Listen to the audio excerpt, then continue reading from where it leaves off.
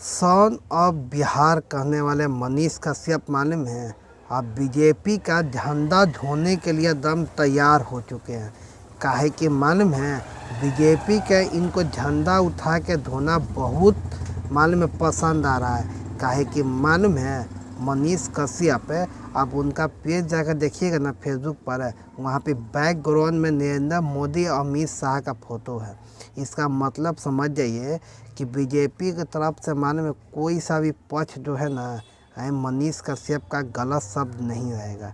अब जितना शब्द रहेगा ना मनीष कश्यप का है सब विपक्ष रहेगा। विपक्ष हम क्यों करें कि बताइए, मनीष कश्यप का झंडा ढोना है बीजेपी का, झंडा धो के हैं पहले तो आप उसका झंडा धोइए बीजेपी का, ठीक ना। आपको सीट मिले चाहे नहीं मिले बीजेपी से, बाकी आपको पहले झंडा धोना है। जात प्रचार खूब आपको करना पड़ेगा।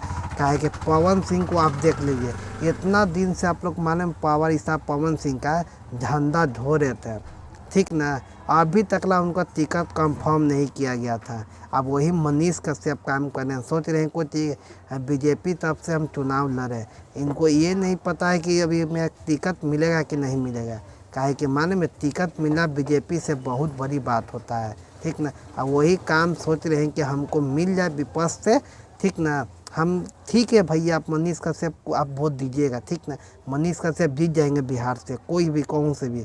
काहे कि मालूम है इतना आसान नहीं हो जाता। बीजेपी के तरफ से आपको थी मिल जाए टिकट मिल जाएगा तो माने में समझिए कि हाँ मिल गया टिकट। अभी तक बताइए पावर स्टार पवन सिंह, उनको अभी तक टिकट कंफर्म नहीं किया गया है कि वो कहाँ से लड़ेंगे। अब मनीष कश्यप को देखिए, अभी से बीजेपी का झंडा धोने के लिए तैयार हो चुके हैं, ठीक ना। मनीष कश्यप का फेसबुक पेज पर जाकर भी देख सकते हैं, वहाँ पर बैकग्राउंड में अमित शाह और नरेंद्र मोदी का लगा हुआ है। क्यों लगा हुआ है? काहे कि मनीष कश्यप माने में बीजेपी की तरफ से कोई शब्द गलत नहीं है। अब बीजेपी की तरफ से सब सच आएगा।